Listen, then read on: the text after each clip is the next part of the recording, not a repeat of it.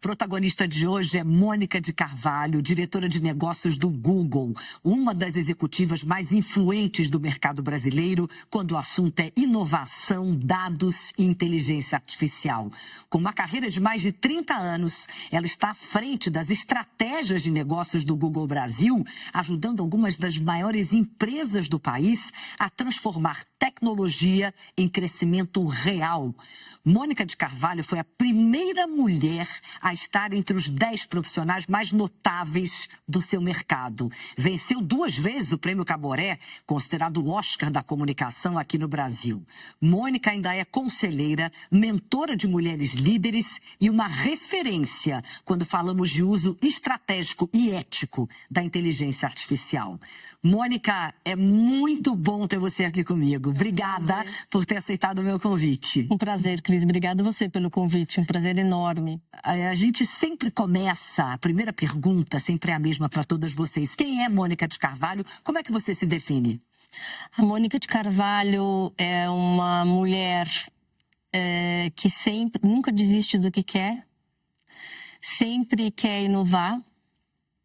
É a mãe da Carolina e do Caio, mãe de alguns pets, e uma pessoa que adora, primeiro, desenvolver pessoas, desenvolver relacionamentos duradouros e desenvolver novas soluções de negócio.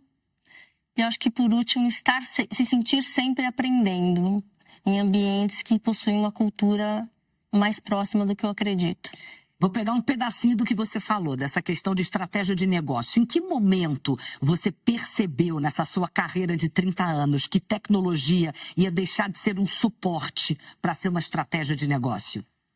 Olha, eu acho que há uns 16 anos atrás, eu comecei a estudar mais sobre o digital, estudar sobre o que podia acontecer, ler mais sobre o tema.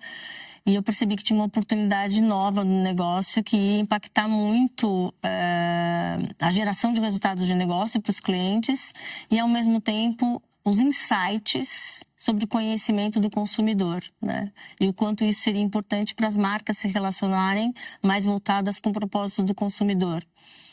E aí eu comecei a testar alguns modelos, comecei a entender o impacto que isso teria em agências de comunicação e falei, nossa, eu preciso realmente conhecer mais sobre isso, entender mais sobre isso. E foi quando eu decidi ir para o Google, entender e aprender o tempo inteiro sobre tecnologia. E agora vem a inteligência artificial, que é algo revolucionário.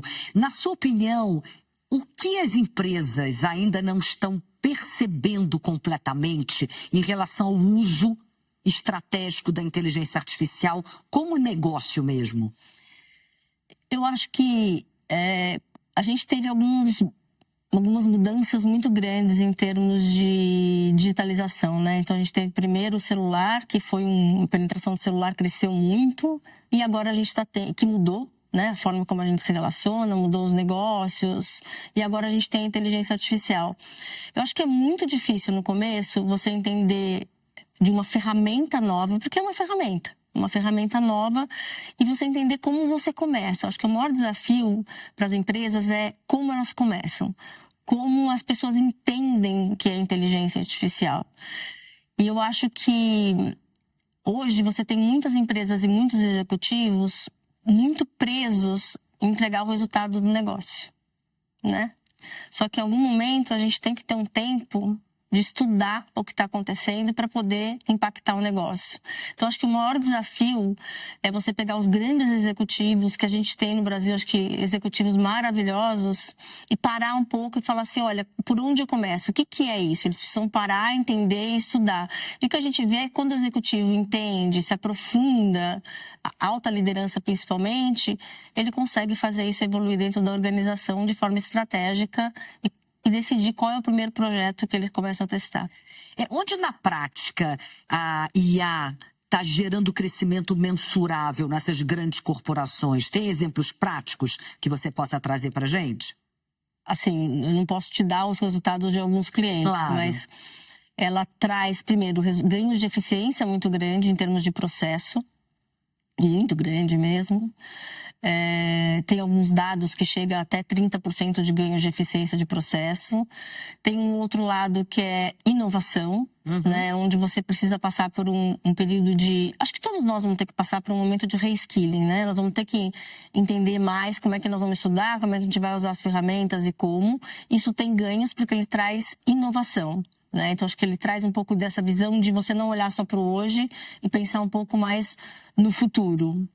E o outro ponto bem importante também é impacto no resultado de negócio. A inteligência artificial pode ser usada de várias formas, onde ele traz impacto de negócio bastante significativos. Desde, por exemplo, imagina uma linha de produção. Tem um caso... global de uma empresa que fabricava pepinos em conserva, né? Imagina que pepino em conserva, ele tem a escolha do pepino, ele é muito assertiva. E tinha uma senhora que cuidava daquela escolha dos pepinos em conserva e ela escolhia manualmente. E aí chamaram o time de cloud para desenvolver uma ferramenta para que elas pudessem automatizar a linha de produção. Então eles tiraram as fotos de todos os pepinos que ela achava que eram relevantes e automatizaram o processo da empresa. Né? Então vai dar uma sobrevida para a empresa muito maior, porque não podia ficar dependendo de uma pessoa. Com certeza. Né? Então hoje você tem uma linha de produção voltada no ganho de eficiência e no conhecimento de uma pessoa. Né? Então tem vários exemplos desse, desde automação em linha de produção até um ganho de CRM, integração de dados, processos, ferramentas. Eu abri aqui a nossa conversa falando que você foi a primeira mulher a estar entre os 10 profissionais mais notáveis dentro do seu mercado. Você já ganhou 2 caborés, inclusive em categorias diferentes, que é mais impressionante. Gostoso, né? É maravilhoso. O que falta ainda para mais mulheres estarem no mercado de tecnologia e inovação? Ainda é um segmento majoritariamente masculino? No meu ponto de vista, não. Eu acho que a mulher, ela pensa mais, né? Ela se questiona mais. Eu acho que se tem alguma coisa acho que ela tem total capacidade. Eu acho que se tem algo que falta é coragem. Acho que a gente tem que ter cada vez mais coragem de colocar o seu ponto de vista, coragem de mudar, coragem de estudar, né? Coragem de priorizar o que é importante para você. E ainda vejo muitas mulheres se questionando: mas será que eu estou no meu momento certo? Será que eu faço isso bem? Né? E é normal, você deve ver várias mulheres que se questionam. Com e elas são certeza. muito melhores do que muitos homens que às vezes não se questionam. Também acho que o papel do homem também vem mudando bastante, né? Mas eu acho que coragem seria uma palavra que eu deixaria aqui registrada. E como fazer para se tornar mais corajosa? Para quem de fato quer chegar lá, mas ainda não sente que está pronta, ainda sente medo. O que é possível fazer? Eu acho que primeiro ponto é buscar uma rede de apoio. Né? Acho que buscar outras mulheres que possam te ajudar, que possam entender. Acho que todas as empresas têm conselhos, mentorias. Conselhos, mentorias, amigas, sair um pouco às vezes da bolha que você tá também. Eu sempre fui uma pessoa que eu nunca fiquei muito dentro da bolha que eu tô, sabe? Então, se eu trabalhava no mercado publicitário, eu queria conversar com médicos, com antropólogos. E outras pessoas vão te ajudar, né? Outras mulheres vão te ajudar com referências de vida. Às vezes você tem medo de alguma coisa e alguém te vai lá e te ajuda, te dá um empurrão. Então, assim, já teve vários casos de eu encontrar uma mulher e falar: mas será que é a hora? É agora, você tá pronta, vai. Né? Então, eu acho que a mentoria pode ajudar bastante também.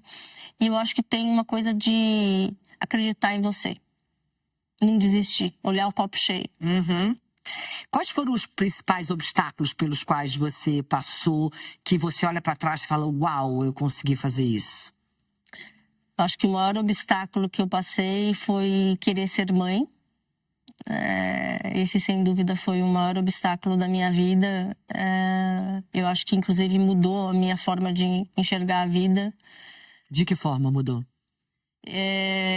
Na minha primeira gestação, eu tive um natimorto com 8 meses. Imagina, 8 meses, você tem quarto pronto, lembrancinha, 8 meses de gravidez. 8 meses de gravidez. Aí na minha segunda gravidez, que foi a da Carolina, eu fiquei... Meu medo era tão grande de acontecer mesmo de novo, que eu fiquei 3 meses internada no hospital, sem poder sair de uma cama. A Carol nasceu, maravilhosa, feliz, demorou para conseguir engravidar dela.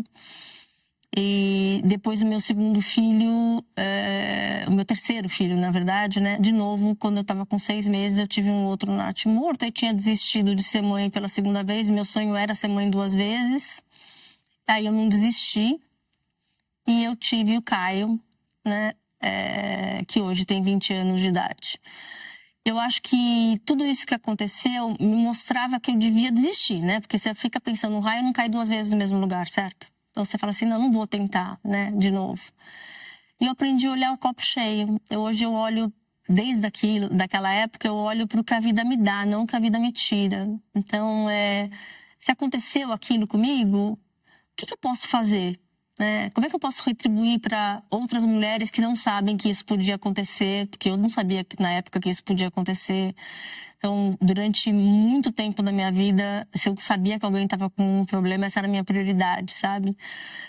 Se alguma mulher vem comigo me dividir o desafio de ser mãe, essa é a minha prioridade. Então, isso me fez olhar para a vida, de modo geral, diferente. Então, quando encontro um desafio grande, eu olho para a oportunidade, não para o desafio. Que bonito isso. E você passou também, há menos tempo, por um câncer. Passei por um câncer de mama. E como foi essa experiência para você? Eu tô te perguntando porque eu sei que você acha importante falar sobre isso. Lógico, acho e eu também importante. acho. Eu também passei por um e já falei aqui algumas vezes sobre isso. Olha, eu acho que a palavra câncer, ela é assustadora, né? Então, quando você ouve ali e fala assim, olha, você tá com câncer, você fala, uau, né? E, de novo, eu olhei... Porque a gente entende, infelizmente, quase como um sinônimo de morte. E exatamente. Não é. Até porque diagnóstico precoce é cura. Exatamente. Eu sempre falo isso. E por isso que eu acho que a gente tem que falar mais sobre isso, né? Falar sobre o diagnóstico. Então, acho que a minha maior preocupação, no primeiro momento, não fui eu. Foi a minha família. Como é que eu dava essa notícia para minha família? Então, eu lembro que eu falei para o médico, olha... me dá, pelo amor de Deus, 2 mastologistas que eu preciso falar com eles, entender realmente o que eu tenho, quais são os próximos passos para contar para minha família. E aí, depois que eu entendi direito, conversei com 2 médicos, eu fui contar para minha família. Mas, lógico, não é fácil, mas não. Foi assim... Acho que o processo é difícil, ele tem impactos, inclusive, um pouquinho mais pro resto da vida, porque o meu era reagente hormonal, então você não pode mais ter hormônio. Fazer reposição hormonal. Não pode fazer reposição hormonal, então te tem alguns outros impactos, né? Desde uma pele seca, coisas que você nunca parou para perceber. Mas, de novo, acho que eu tive uma rede de apoio maravilhosa do meu marido, dos meus filhos, do local onde eu trabalho, das pessoas... E até eu lembro que eu tomei a decisão de, por exemplo, chegar no Google e falar assim, gente, eu tô com câncer, né? Porque eu acho importante as pessoas saberem que você tá, até porque eu vou precisar dividir alguns momentos, vou precisar ir para uma rádio, né? Então, mas eu recebi um apoio maravilhoso e a gente tem um grupo até de mulheres que a gente ajuda, que a gente conversa sobre o tema dentro do Google e que eu acho muito importante falar, porque é o que você falou, né? Se a gente tem um diagnóstico precoce, a gente tem uma chance de cura muito maior. Muito maior, sem dúvida nenhuma. Quais são as habilidades que vão ser absolutamente necessárias para o profissional do futuro? Na minha visão, primeiro, é aprendizado constante, né? Não deixar de estudar, não deixar de conhecer... Lifelong learner, aprender a vida inteira. Exatamente, aprender a vida inteira, tá sempre estudando coisas novas. O segundo ponto é inovação, para que você tenha sempre inovação. Porque eu acho que a partir de agora a gente vai viver muita inovação, né? Já estamos vivendo, né? Mas acho que vai ser cada vez mais. Mas cada vez mais. Então, para você ter inovação, primeiro, você tem que deixar as pessoas inovarem, deixar as pessoas errarem, colocar elas como protagonistas dos projetos. Então, você tem que acreditar nela, você tem que trabalhar a sua liderança e deixar ela com liberdade para que ela possa inovar, né? E errar, e lógico, corrigir rápido, né? Outro ponto que eu acho que é importante é a história da humanização, de você saber entender cada vez mais o que um ser humano precisa, o que o consumidor precisa, o que é importante para cada uma das pessoas, a sensibilidade humana, a criatividade, porque eu acho que você tem hoje uma ferramenta que desata um nó de produção, né, de eficiência. Então você pode utilizar muito mais a sua criatividade. Você tem 2 filhos, geração Z. Gen Z. Você trabalhando com tecnologia há tantos anos, já está há 3 décadas aí no mercado. Como é que a tecnologia vai moldar essa próxima geração que está entrando no mercado de trabalho agora? Eu acho que totalmente diferente. Totalmente diferente. Eu acho que primeiro, acho que a gente tem primeiro um sistema de educação que foi desenvolvido numa época industrial, certo? Então ele era um modelo para todos.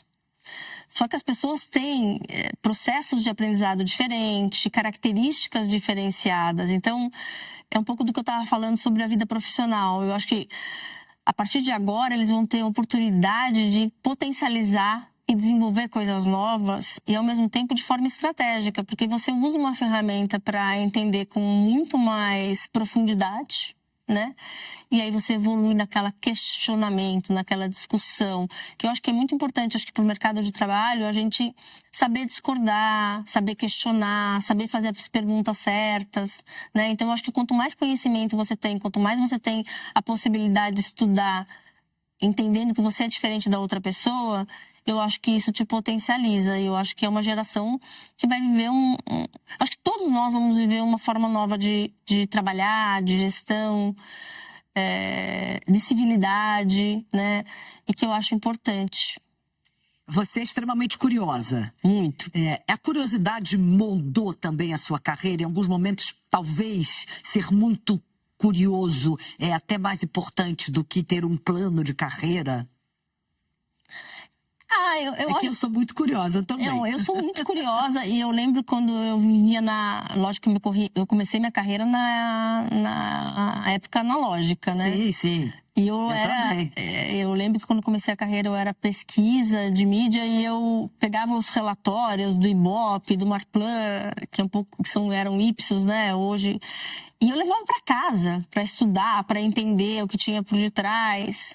E eu acho que agora é muito mais fácil, né? Você começa ali a pesquisar e isso muda o dia a dia. Tudo dentro do nosso celular. Às vezes eu tô com meus filhos, ou com meus amigos, ou com os meu time, e alguém fala assim, nossa, mas qual é a história desse negócio? Por que isso é assim?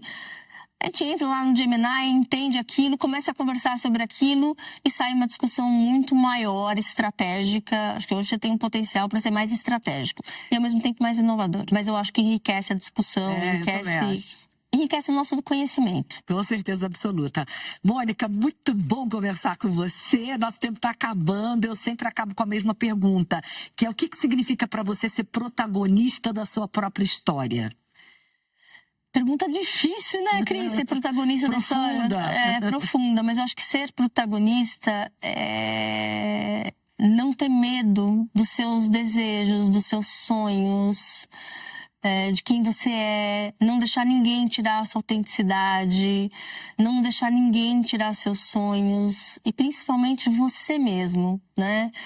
E eu acho que se cercar de pessoas que te deixam aprendendo sempre, porque eu acho que a partir do momento que você tem a humildade de falar não sei, ou que você prefere estudar sobre algo que você não sabe, eu acho que isso te dá um protagonismo muito maior de você falar, é libertador, você fala assim, não sei, preciso entender, preciso estudar. E tá tudo bem. E tá tudo bem, então acho que ser protagonista é acreditar em você e não desistir dos seus sonhos. Que lindo! Muito obrigada, querida. Obrigada a você. Bom demais receber você aqui, viu? Prazer enorme estar aqui hoje. Obrigada a você, viu? E obrigada pelas perguntas também. Obrigada pelas respostas.